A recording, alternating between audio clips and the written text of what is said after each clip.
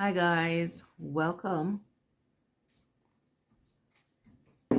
back to our channel. I am Trish, and on our channel we try to share anything that we think would inspire and encourage. And today, if you know your girl, you know I love a good banana bread. Actually, I do love apple pie as well, but I think I could do without apple pie for a while. But a banana bread, I love a good banana bread. But being perimenopausal at this stage of my life, we have to watch our carbs because our body wants to wear our food. Our carbs want to hide in our thighs and our hips, our face, our necks, our arms, and everywhere else. So we have to watch our carbs. Now, I haven't had a slice of banana cake in months. So I decided to twerk the recipe and come up with a banana bread that has more fiber, and I took away absolutely all the sugar, you guys. The only sugar that's in here are the ones that are in the banana, and of course what the carbs from the flour is going to turn into. But I did use some spelt flour. I did grind it myself, so that way I'm sure that everything is within the grain. I'm getting all of that. No fiber has been removed. Nothing has been removed. I do believe in grinding my own berries to make flour. I'm a big supporter of that because, as I told you before, the first time I milled my own grains into flour, I left it out on the countertop where I usually store my flour in jars. And within 3 days, that flour became rancid, right? So to me, I asked myself, how is it that flour that claims to be stone ground, right, sits on the shelf for months without going rancid? And so that's what prompted me to start grinding my own flour, right? And yeah, so that's what's in here. And it came out pretty good, you guys. So hang tight. I'm going to show you how I did it. Okay, family, so I started off with some freshly grounded spelt berries, and I did a coarse grind on this. I didn't want to do a fine grind because I still wanted my body to be able to work and process some of this berries before it hits my bloodstream, right? So I did a coarse grind intentionally. I added 2 cups of that to my utility bowl, and then I added 1 cup of grounded walnuts, and then 1/3 cup of yogurt, and then about a cup of fresh blueberries. Then I added a teaspoon of aluminum-free baking soda. Yes, guys, there's aluminum-free baking soda, as well as a half a teaspoon of aluminum-free baking powder and a half a teaspoon of salt. Then now I'm adding some lemon extract. Then I added 2 teaspoons of Ceylon cinnamon and the rind from 1 large lemon.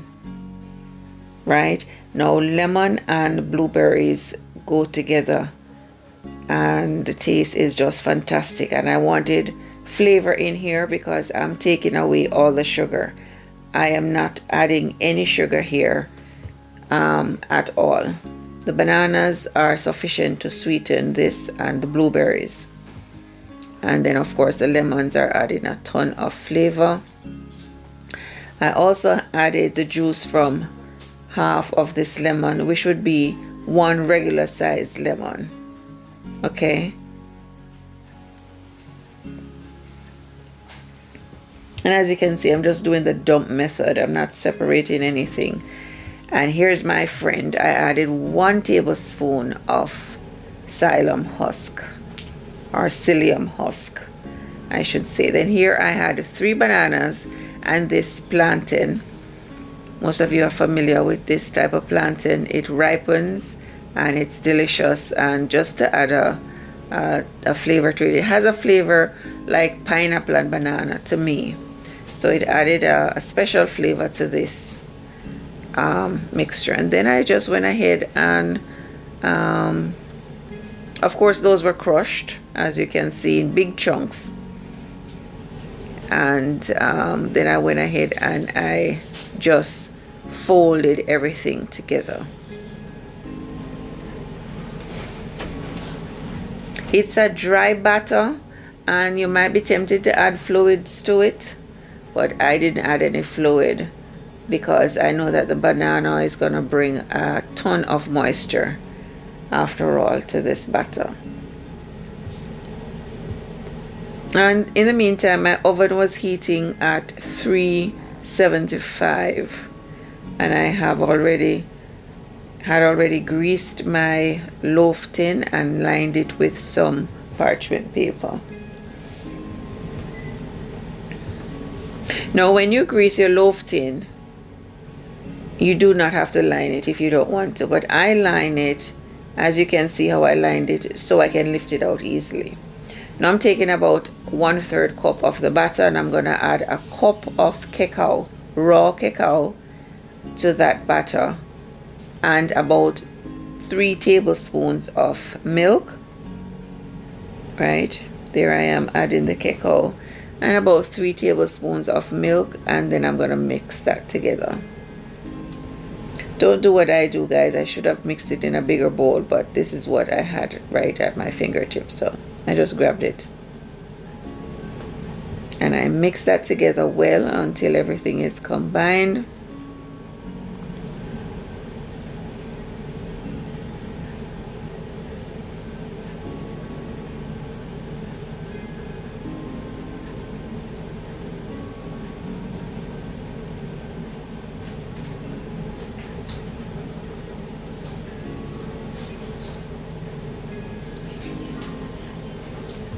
Now the Xylem Hux was the extra fiber that I added, you guys. And if you know Xylem Hux, you know that 1 tablespoon, when plumped, it gives you a ton of fiber. Okay, so now I'm filling my loaf tin with my batter. And don't be tempted to, well, you can do whatever you want to do, obviously. But I don't like to take my spatula and press down the top of my batter, right? See, I started to do it there, but then senses kicked in. And see, banging it on the counter releases all the air, and it helps it to get leveled. And then I just put some, I use a spoon, a regular spoon, and put my cacao batter into dollops on top. And then I'm going to use a toothpick just to kind of even it out. Not going to get tempted to use a spoon or anything to flatten it out. Just use a toothpick and kind of play around with it until everything is nice and level enough. I find that when you use anything to kind of straighten the top out, to flatten it, it rises, and then the top just looks pasty and so on. Doesn't have a good rise, I find. That's just what I've found. So I'm going to put this in the oven for 55 minutes. And here it is after 55 minutes. I'm going to leave it here to cool for at least 10 minutes before I take it out. 10 minutes has come and gone.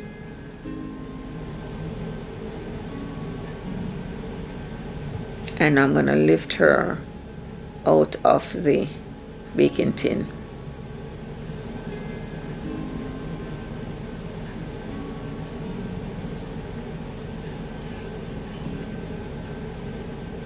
And you can see how nice and dense it is, filled with fiber.